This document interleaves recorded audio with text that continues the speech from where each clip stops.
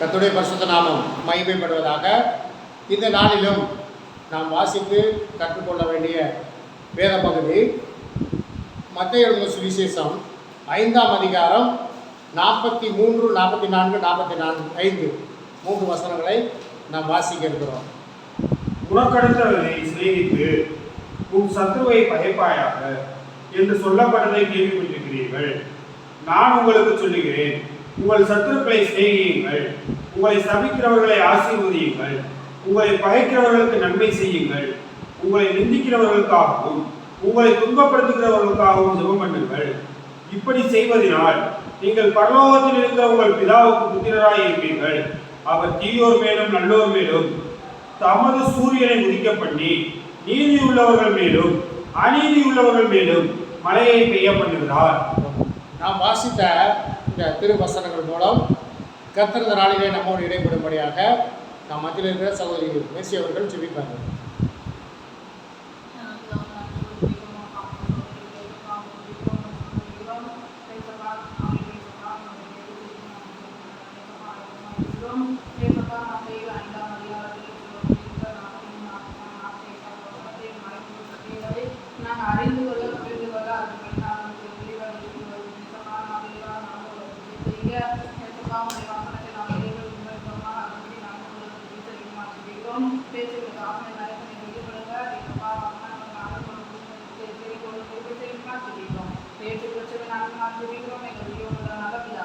ஆமென். இந்த நாளிலும் நாம் வாசிக்கப்பட்ட திருவசனம் மத்தேயு எழுதின சுவிசேஷம் 5ஆம் அதிகாரம் 43, 44, 45 ஆகிய மூன்று வசனங்களை வாசித்திருக்கிறோம். இங்கே சொல்லுகிறது, உனக்கு அடுத்தவனை சிநேகித்து உன் சத்துருவை பகைப்பாயாக என்று சொல்லப்பட்டதை நீங்கள் கேள்விப்பட்டிருக்கிறீர்கள். நான் உங்களுக்கு சொல்லுகிறேன், உங்கள் சத்துருக்களை சிநேகியுங்கள், உங்களை சபிக்கிறவர்களை ஆசீர்வதியுங்கள், உங்களை பகைக்கிறவர்களுக்கு நன்மை செய்யுங்கள், உங்களை நிந்திக்கிறவர்களுக்காகவும் உங்களை துன்பப்படுத்துறவர்களுக்காகவும் ஜெபம் பண்ணுங்கள்.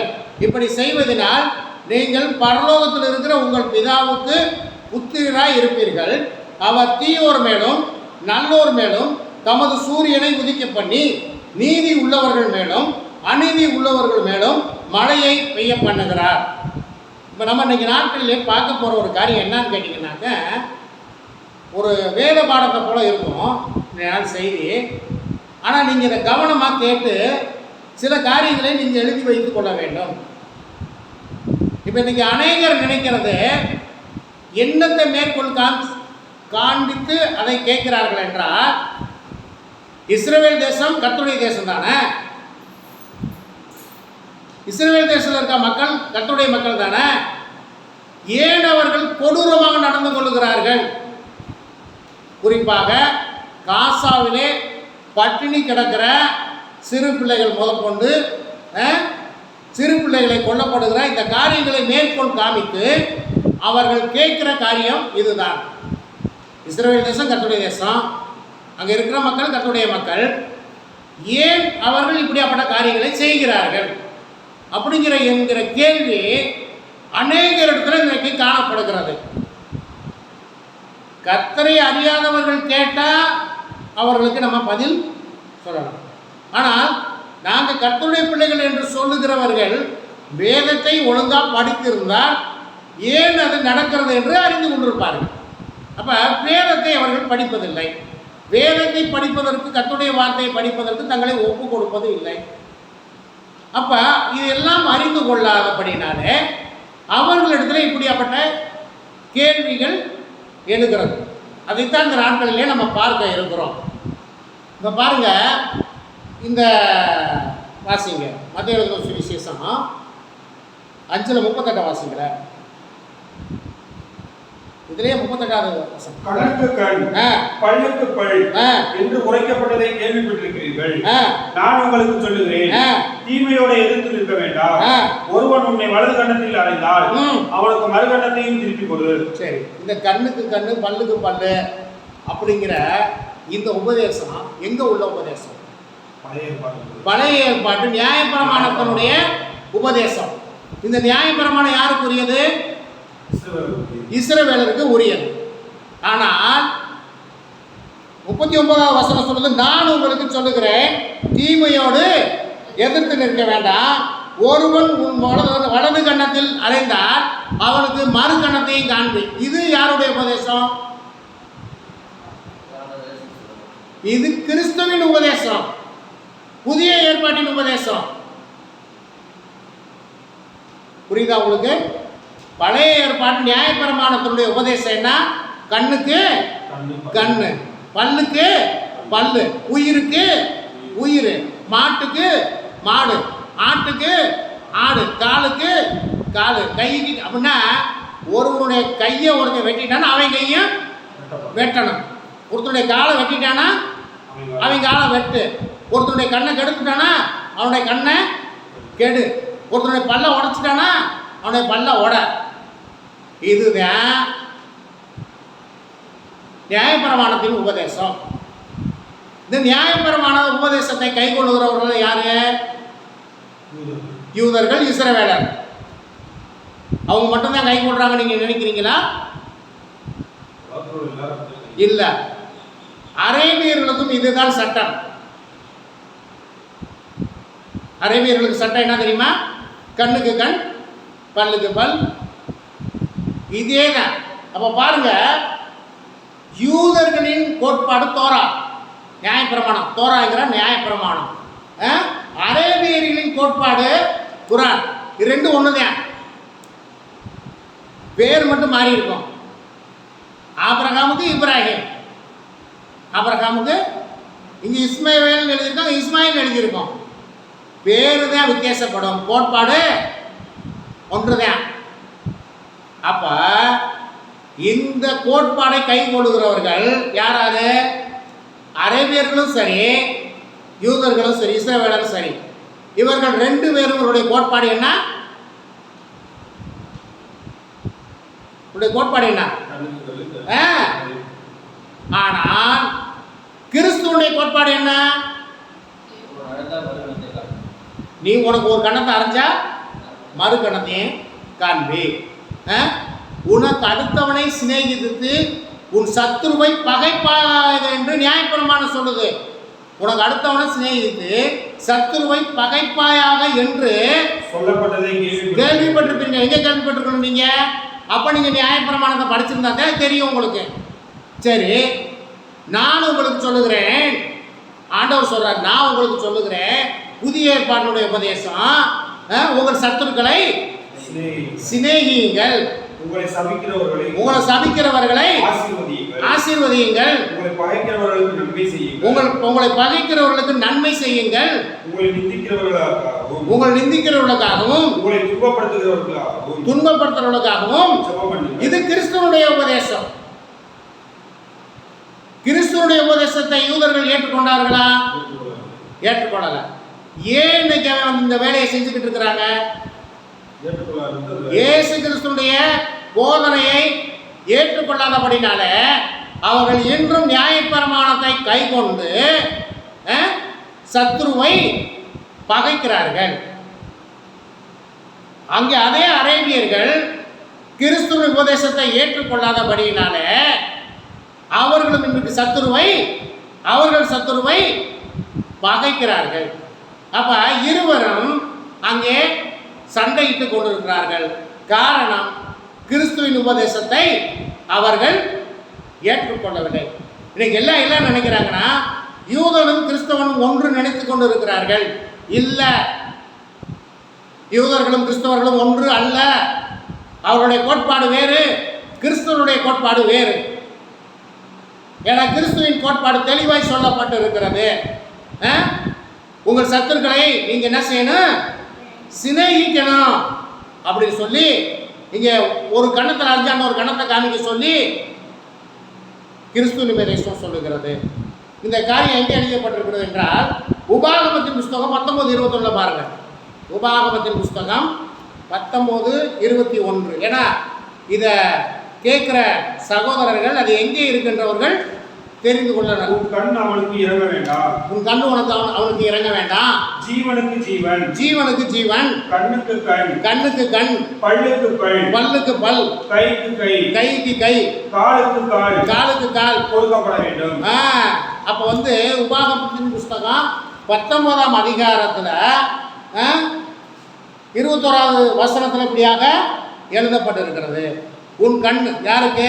சத்துருவுக்கு, பாவம் செய்கிறவனுக்கு, கர்த்தருடைய வசனத்தை கை கொள்ளாதவனுக்கு உன் கண் அவனுக்கு இறங்க வேண்டாம்.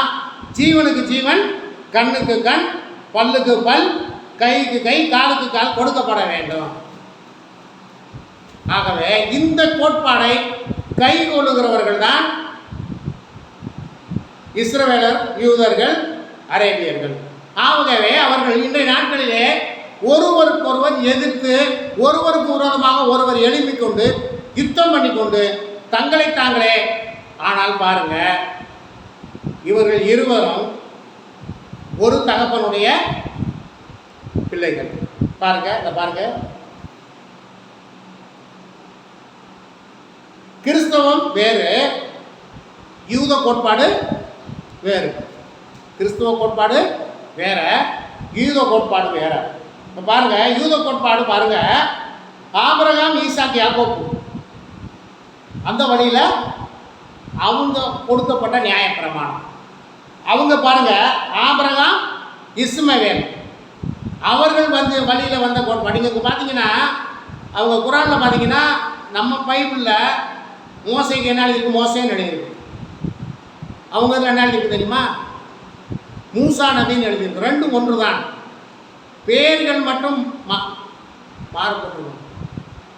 ஆனால் நீங்கள் அதை இங்கிலீஷில் போய் பார்த்துட்டீங்கன்னா மோசஸ்ன்னு எழுதியிருக்கோம். பேர் ஒன்று தான், சம்பவம் ஒன்று தான். அப்போ ஆபிரகாமுடைய வழித்தோன்றர்கள் தான் ரெண்டு பேருமே.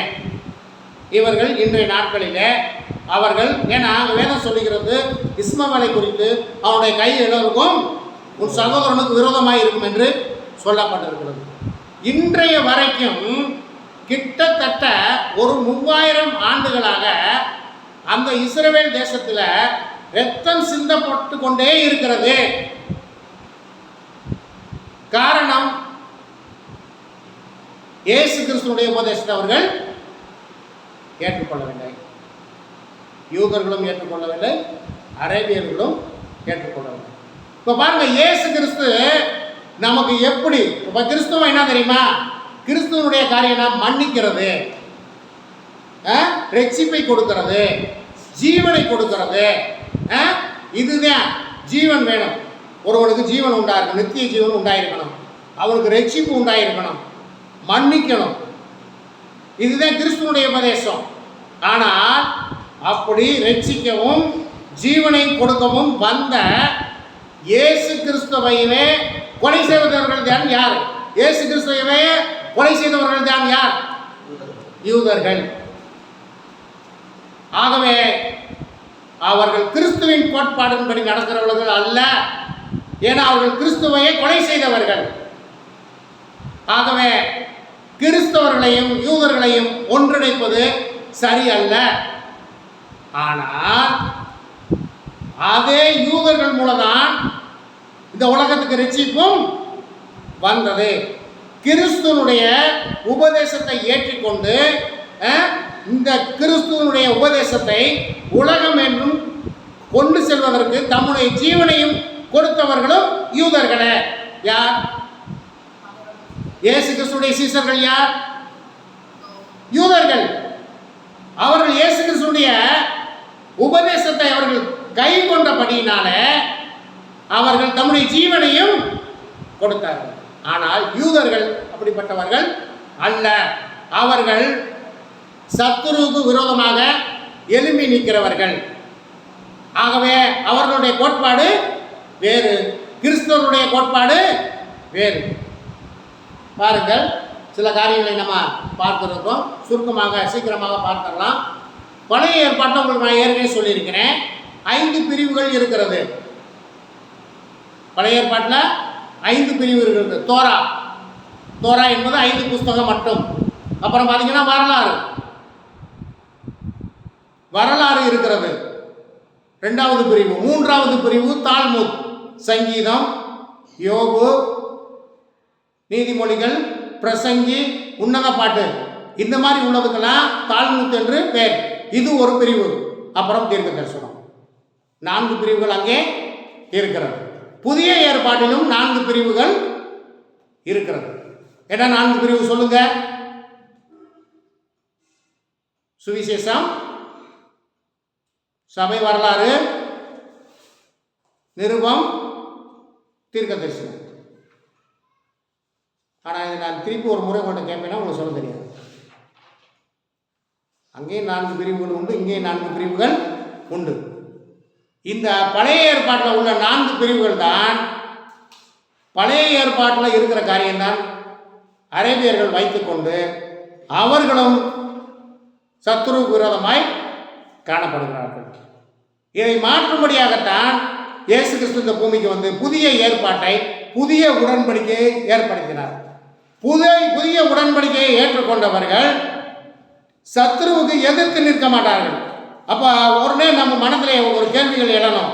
என்ன கேள்வி எழும் தெரியுமா? அப்போ அமெரிக்கா கிறிஸ்துவ தேசம் தானே, இத்தாலி கிறிஸ்துவ தேசம் தானே, ஜெர்மனி கிறிஸ்துவ தேசம் தானே, பிரான்ஸ் கிறிஸ்துவ தேசம் தானே, ஏன் அவர்களெல்லாம் இன்னைக்கு யுத்தம் பண்ணி கொண்டிருக்கிறார்கள் என்று கேட்டால் அவர்கள் கிறிஸ்துவின் கோட்பாடை பின்பற்றி போகிறவர்கள் அல்ல. அவர்கள் வந்து கிறிஸ்துவ மதத்தின் கோட்பாடை பின்பற்றி போகிறவர்கள். கிறிஸ்துவ மதம் வேறு, மார்க்கம் வேறு. ஆகவே இன்னைக்கு ஜனங்கள் என்ன நினைக்கிறாங்க? அப்ப அமெரிக்க தேசம் கிறிஸ்துவ தேசம் தானே, அங்க ஆடுறவங்க அவர்கள் கிறிஸ்துவ மார்க்கத்தை பின்பற்றி போறவர்கள் அல்ல. அவர்கள் கிறிஸ்துவ மதத்தை பின்பற்றி போகிறவர்கள். அவர்கள் இந்த மாதிரி கிறிஸ்துவ விரோதமான காரியங்களுக்கு தான் செய்து கொண்டிருப்பார்கள். பாருங்க, இயேசுவும் முகமது நபியும் இந்த மாதிரி பொல்லாத காரியங்களை அவர்கள் போதிக்கவே இல்லை. முகமது நபி அப்படித்தான். இப்போ பாருங்க, யூதர்களும் அரேபியர்களும் எப்படியோ முகமது நபியுடைய கோட்பாடை பின்பற்றி போகிறவர்கள், உண்மையாய் பின்பற்றி போகிறவர்கள் எப்படி ஆவிக்குரிய கிறிஸ்தவர்கள், கிறிஸ்துவின் மார்க்கத்தை பின்பற்றி போகிறவர்கள் எப்படி இருக்கிறார்களோ அப்படித்தான் அவர்களும் அமைதியாக இருப்பார்கள். முகமது நபி போதித்த காரியங்கள் வேறு, அரேபியர்கள் பின்பற்றி போகிற காரியங்கள் வேறு. அதைத்தான் இங்கே அந்த அரேபிய நாடுகளிலே அவர்களுக்குள்ளே சண்டை போட்டுக் கொண்டிருக்கிறார்கள். காரணம் என்ன தெரியுமா? அவர்கள் அரேபியர்கள் சொல்லுவது குர்ஆன், முகமதியர்கள் சொல்வது காரியம் வேறு. அதனால் தான் அவர்களுக்குள்ளேயே சண்டை போட்டுக் கொண்டிருக்கிறார்கள். கிறிஸ்துவின் மார்க்கம் வேறு, கிறிஸ்துவ மதம் வேறு. கிறிஸ்துவ மதம் வந்து இந்த கிறிஸ்துவனுடைய போதனையை போதிப்பது அல்ல, அவர்கள் போதிப்பது வேறு. ஆகவே கற்றுக்கொள்ள இந்த காரியங்களிலே தெளிவாய் நீங்கள் இருக்க வேண்டும். இப்போ பார்த்தீங்கன்னா உடனே என்ன செய்கிறாங்கன்னா, ஏன் வந்து கிறிஸ்தவர்கள் வந்து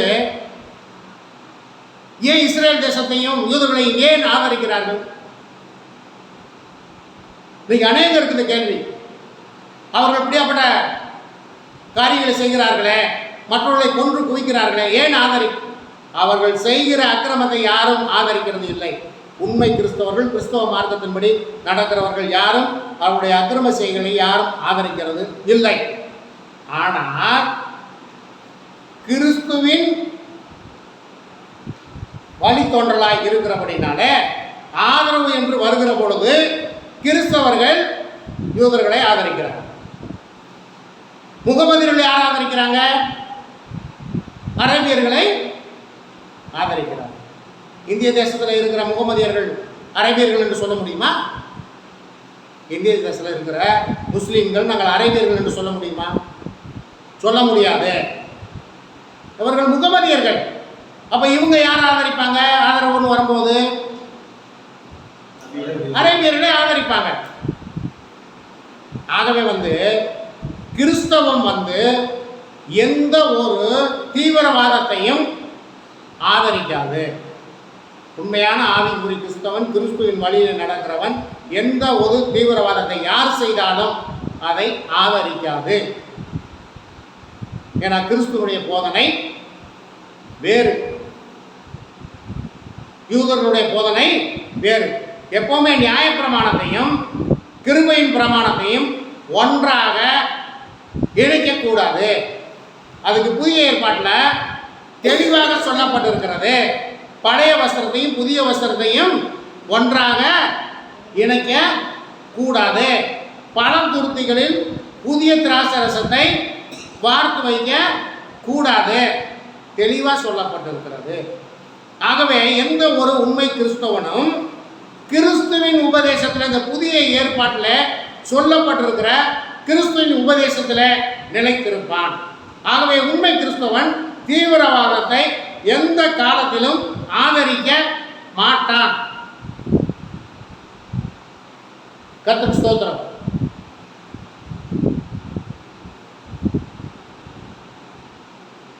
வாசியுங்கள் யோவான் எழுதின சுவிசேஷம் 19ஆம் அதிகாரம். யோவான் 19:4.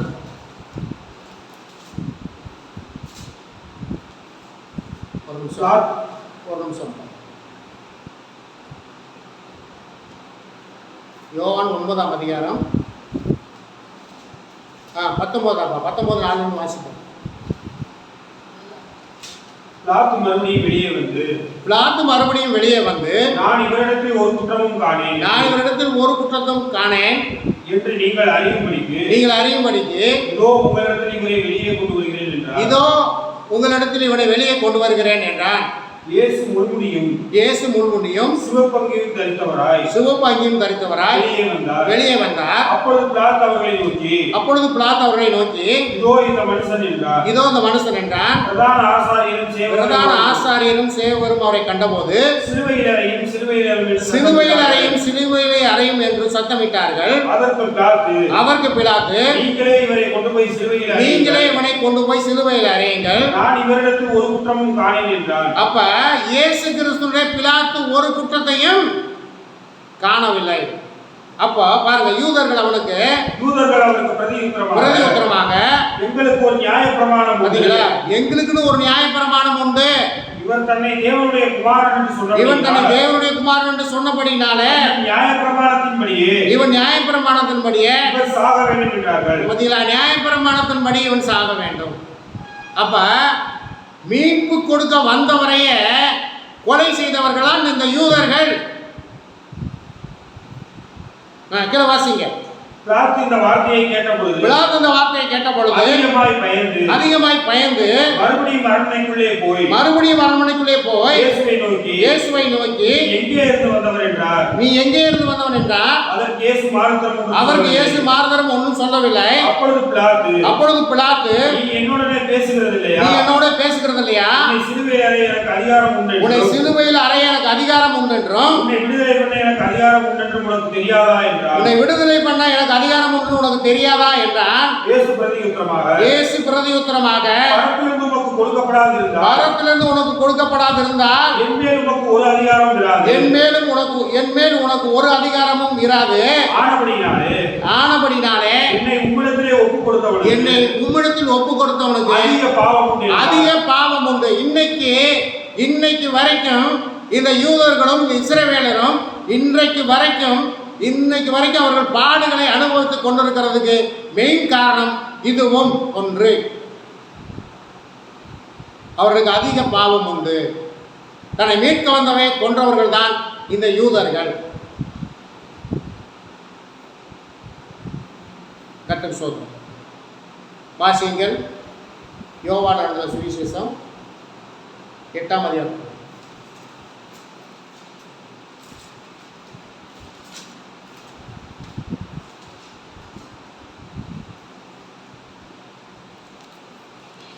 எட்டாம் அதிகாரத்தில் 4 3 வாசி. அப்பொழுது விபச்சாரத்தில் கண்டுபிடிக்கப்பட்ட ஸ்திரியை வேதபாரகரும் பரிசேயரும் அவரிடத்தில் கொண்டு வந்து அவளை நடுவே நிறுத்தி போதகரே இந்த ஸ்திரீ விபச்சாரத்தில் கையும் மெய்யுமாய் கண்டுபிடிக்கப்பட்டால் இப்படிப்பட்டவர்களை கல்லெறிந்து கொள்ள வேண்டும் என்று மோசே நியாயப்பிரமாணத்தில் நமக்கு கட்டளையிட்டிருக்கிறாரே. மோசே நியாயப்பிரமாணத்தில் கட்டளையிட்டிருக்கிறாரே. நீ என்ன சொல்லுகிறீர் என்றார்கள். பாருங்க, இயேசு கிறிஸ்துவிடத்திலே இவர்கள் குற்றம் கண்டுபிடிக்க வேண்டும். ஒரு உபச்சார ஸ்திரிய பழைய ஏற்பாடு போதிக்கிறது, ஒரு உபச்சார ஸ்திரிய கையும் களவுமா பிடிச்சா என்ன செய்யணும்? அவளை கல்லறிஞ்சு கொள்ளணும். இது நியாயப்பிரமாணம். புதிய ஏற்பாட்டினுடைய கோட்பாடு அது அல்ல. புதிய ஏற்பாட்டினுடைய கோட்பாடு என்ன? மன்னிக்கணும், பாவம் செய்யாதபடிக்கு மன்னித்து அவருக்கு ஜீவனை கொடுக்கணும். இதுதான் புதிய ஏற்பாடு. வாசிங்க, அப்படிங்கிற வாசிங்க. அவர் மேல் குற்றம் சுமத்துவதற்கான காரணம் உண்டாகும் பொருட்டு பாருங்க, அங்க கூட அவர் மேல, இயேசு கிறிஸ்து மேல குற்றம் சாட்டப்படும்படி உண்டாகும் பொருட்டு அவரை சோதிக்கும்படி இப்படி சொன்னார்கள். இயேசுவோ குனிந்து விரலினால் தரையிலே எழுதினார். அவர்கள் ஓயாமல் அவரை கேட்டுக்கொண்டிருக்கிறீர்கள். அவர் நிமிர்ந்து பார்த்து உங்களில் பாவம்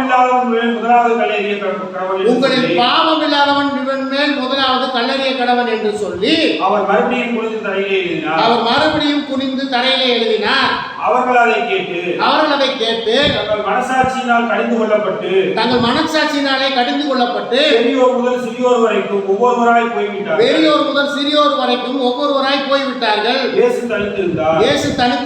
இந்த ஸ்திரீ நடுவே நின்றார். இயேசு நிமிர்ந்து அந்த ஸ்திரியை வேறொருவரையும் காணாமல் ஸ்திரியே, உண்மையில் குற்றம் சாட்டினவர்கள்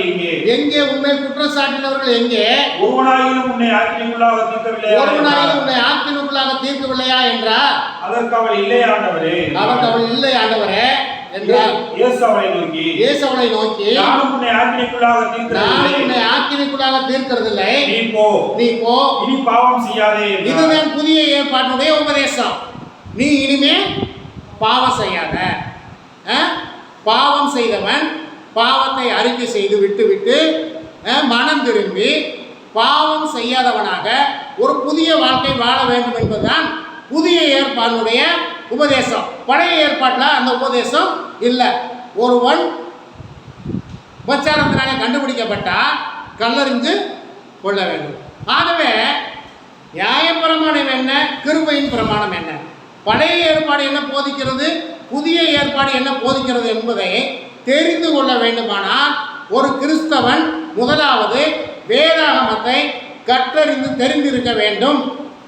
ரெண்டையும் ஒன்றாக போட்டு குழப்பி யூதர்களும் கிறிஸ்தவர்களும் ஒன்று என்று நினைத்து கொண்டு இருக்கக்கூடாது. அவருடைய கோட்பாடு வேறு, கிறிஸ்தவருடைய கோட்பாடு வேறு. வாசியுங்கள். ஸ்தோத்திரம்.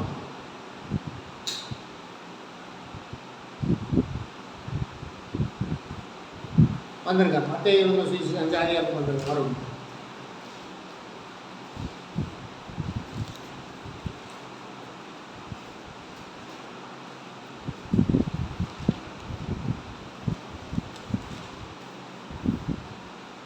ஆகவே புதிய ஏற்பாடுடைய கோட்பாடு கொள்கைகள் என்னவென்றால், நான் உங்களுக்கு சொல்லுகிறேன், உங்கள் சத்துருக்களை சிநேகியுங்கள். 44 வசனம் 5:44 புதிய ஏற்பாட்டுடைய கோட்பாடு என்னவென்றால், நான் உங்களுக்கு சொல்லுகிறேன், உங்கள் சத்துருக்களை சிநேகியுங்கள், உங்களை சபிக்கிறவர்களை ஆசீர்வதியுங்கள், உங்களை பகைக்கிறவர்களுக்கு நன்மை செய்யுங்கள், உங்களை நிந்திக்கிறவர்களுக்காகவும் உங்களை துன்பப்படுத்துவர்களுக்காகவும் ஜெபம் பண்ணுங்கள். இப்படி செய்வதினால் நீங்கள் பரலோகத்தில் இருக்கிற உங்கள் பிதாவுக்கு புத்திரராய் இருப்பீர்கள். அவர் தீயோர் மேலும் நல்லோர் மேலும் தமது சூரியனை உதிக்க பண்ணி நீதி உள்ளவர்கள் மேலும் அநீதி உள்ளவர்கள் மேலும் மழையை பண்ணுகிறார். ஆகவே கர்த்தருடைய பிள்ளைகளுக்கு புதிய ஏற்பாட்டின்படி கிருபையின் பிரமாணத்தில் இருக்கிற கர்த்தருடைய பிள்ளைகள் புதிய ஏற்பாட்டினுடைய கொள்கையைத்தான் கடைபிடிக்க வேண்டும். ஆனால் இன்றைய நாட்களிலே பாருங்கள், இன்றும் அநேக போதகர்கள் நியாயப்பிரமாண போதகர்களாக இருக்கிறார்கள்.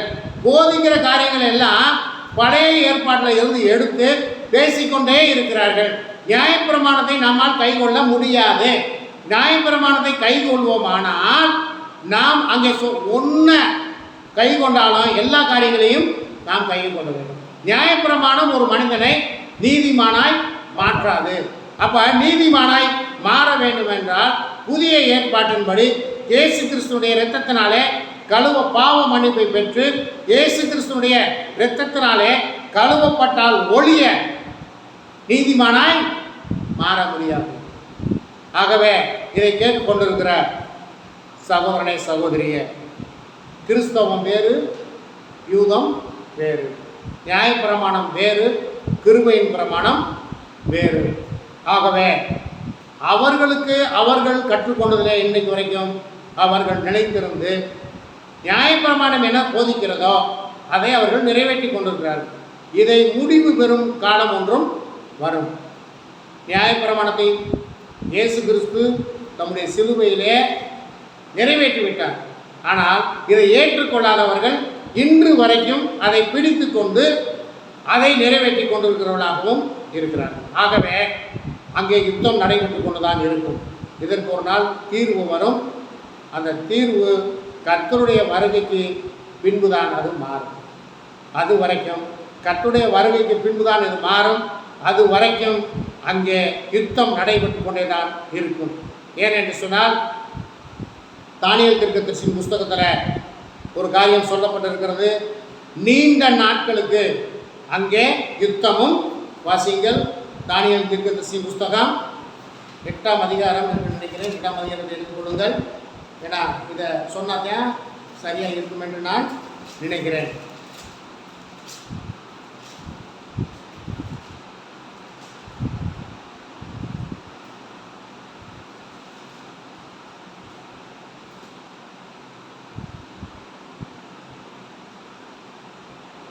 வாசிங்கள் 26ஆம் அதிகாரம் 9-26 வாசிங்கள்.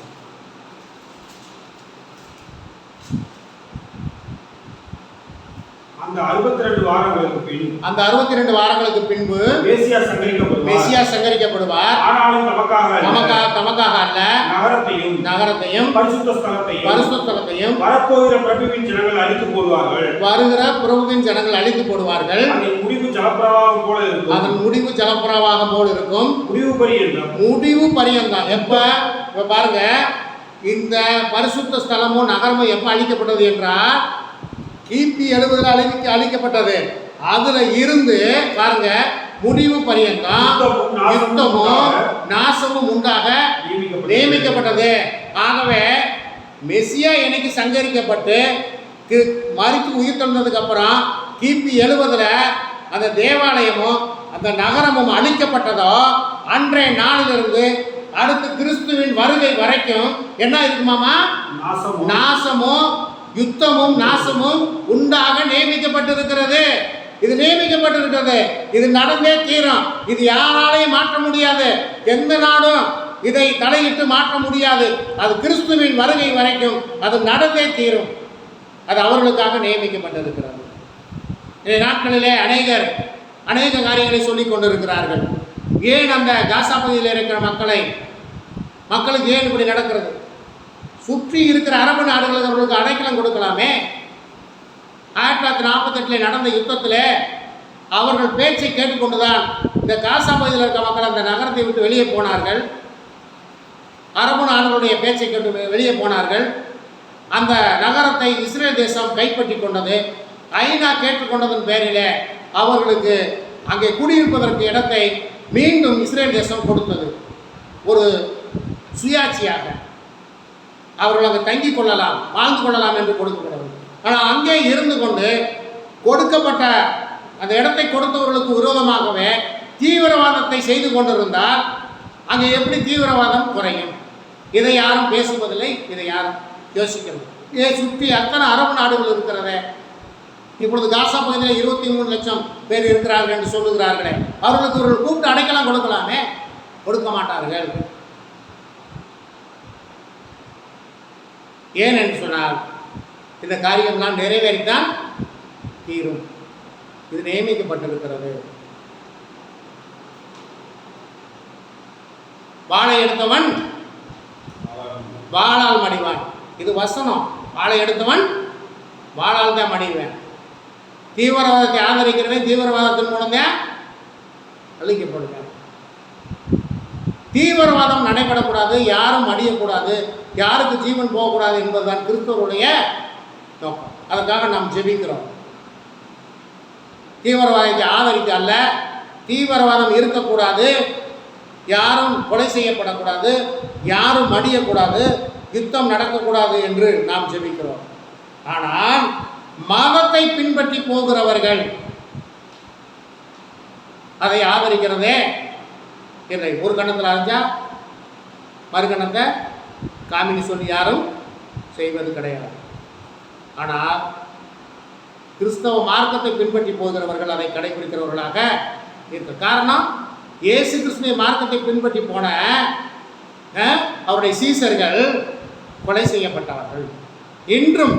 இன்றும் கர்த்தருக்காக, கர்த்தருடைய வசனத்துக்காக இன்றும் அநேகம் தன்னுடைய ஜீவனை கொடுத்து கொண்டிருக்கிறார்கள். ஆகவே கிறிஸ்தவ மார்க்கம் மதம் அல்ல, கிறிஸ்தவ மார்க்கம், கிறிஸ்தவ மார்க்கத்தை சார்ந்தவர்கள் தீவிரவாதத்தையும் ஆதரிப்பதே இல்லை என்பதை இதன் மூலம் நான் பதிவிடுகிறேன்.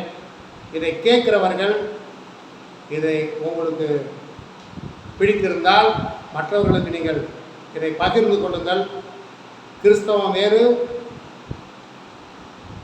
யூதம் வேறு என்பதை ஜனங்களுக்கு தெளிவுபடுத்துங்கள். ஏன் அதை இந்த காரியங்கள் அங்கே ஏன் நடைபெறுகிறது என்பதை இதன் மூலம் தெரியப்படுத்துகிறார். அதை மற்றவர்களுக்கு தெரியப்படுத்தும். ஏன்னால் இயேசு கிறிஸ்துடைய வருகை தான் இதனுடைய முடிவாய் இருக்கும். கர்த்தர் நாம் இந்த காரியங்களை ஆசீர்வதிப்பாராக. கர்த்தருக்கு ஸ்தோத்திரம். கர்த்தரை நாம் மகிமைப்படும். கர்த்தருடைய சமூகத்தில் நம்ம தாழ்த்தி நாம் ஜெபிப்போம். கர்த்தர் நம்மை ஆசீர்வதிப்பார். அன்பின் பரலோக பிதாவே, இந்த வேலைக்காய் நாங்கள் நன்றி செலுத்துகிறோம். இந்த நாளில் கூட கர்த்தாவே, உங்கள் வேதாகமத்தில் வந்து நாங்கள் அநேக காரியங்களை கற்றுக்கொள்ள எங்களுக்கு உதவி செஞ்சீங்க. குறிப்பாக புதிய ஏற்பாட்டுடைய உபதேசம் எசப்பா, நீங்கள் எங்களுக்கு உபதேசித்த உபதேசங்களை நாங்கள் கை கொள்ளும்படியாக ஆண்டவரே, எங்களை அதன் வழியிலே நீங்கள் வழி நடத்தி செல்லுங்க. நியாயப்பிரமாணம் வேறு, கிருபையின் பிரமாணம் வேறு என்பதை நாட்களில் நாங்கள் உணர்ந்து கொள்ளவும் ஏசப்பா எங்களுக்கு நீங்கள் உதவி செஞ்சீங்க. ஏன் இஸ்ரவேல் தேசத்தில் இன்று வரைக்கும் ஏன் அந்த யுத்தம் சிந்தப்பட்டு கொண்டிருக்கிறது என்பதை குறித்தும் நாங்கள் அறிந்து கொள்ள எங்களுக்கு உதவி செஞ்சீங்க. ஆண்டவரே, நீங்கள் இந்த பூமியில் ஆண்டவரை மீண்டும் வருகிற பொழுது இவைகளுக்கு எல்லாம் முடிவு உண்டாகும் என்பதை இந்த வேதம் தெளிவாக எங்களுக்கு எடுத்து சொல்லி இருக்கிறது. ஆகவே இதை கேட்கிற சகோதரர்களே, சகோதரிகளை, நீங்கள் வேதத்தை முதலாவது வாசியுங்கள். நீங்கள் பழைய ஏற்பாட்டையும் வாசியுங்கள், புதிய ஏற்பாட்டையும் வாசியுங்கள். ஆனால் நீங்கள் கடைபிடிக்க வேண்டியது புதிய ஏற்பாடு என்பதை நாங்கள் இதன் மூலம் உங்களுக்கு தெரிவிக்கிறோம். ஆகவே பிரியமான சகோதரனை, சகோதரியை, இந்த நாட்களிலும் அநேகர் பழைய ஏற்பாட்டை நியாயப்பிரமாணத்தின் போதகராக இருப்பார்கள். அவருடைய வாக்கை நீங்கள் கேளாதபடிக்கு புதிய ஏற்பாட்டை கிறிஸ்து நமக்கு என்ன சொல்லி போயிருக்கிறாரோ அதை நீங்கள் கடைபிடியுங்கள். நீங்கள் உத்தமும் உண்மையாய் வாழ ஆண்டவர் உங்களுக்கு உதவி செய்வார். நீதிமானாய் மாற்றப்படுவதற்கு அவருடைய வசனம் உங்களை வழிநடத்தி செல்லும். ஆகவே பிரியமானவர்களே, நீங்கள் கர்த்தருடைய வழியை நடந்து உங்களுடைய வருகைக்கு ஆயத்தப்படுங்கள். கர்த்தர் தாமே உங்களை ஆசீர்வதிப்பாராக. கர்த்தருக்கு ஸ்தோத்திரம். ஆமென். இந்த நாளிலும் இந்த வார்த்தைகளை கேட்ட உங்கள் யாவரையும் கர்த்தர் தாமே உங்களை ஆசீர்வதிப்பாராக. என் ஆத்மாவே கர்த்தரை ஸ்தோத்திரி, என் முழு உள்ளமே உடைய பரிசுத்த நாமத்தை ஸ்தோத்திரி. என் ஆத்மாவே கர்த்தரை ஸ்தோத்திரி, கர்த்தர் செய்த சகல உபகாரங்களையும் மறவாதே. ஆமென். நம்முடைய பிதாவாகிய தேவனுடைய அன்பும் கர்த்தராகிய இயேசு கிறிஸ்துவின் கிருபையும் பரிசுத்த ஆவியானவருடைய அந்யோன்யமும் கர்த்தரை தெரிந்து கொண்ட கர்த்தருடைய பிள்ளையாகிய நம்மோடும் உலகத்தில் உள்ள எல்லா பரிசுத்தவான்களோடும் என்றும் என்றும் சதாகாலம் நிலைத்திருப்பதாக. ஆமென். அல்லேலூயா, அல்லேலூயா, அல்லேலூயா. கர்த்தர் தாமே உங்களை நிறைவாய் ஆசீர்வதிப்பாராக. கர்த்தருக்கு ஸ்தோத்திரம்.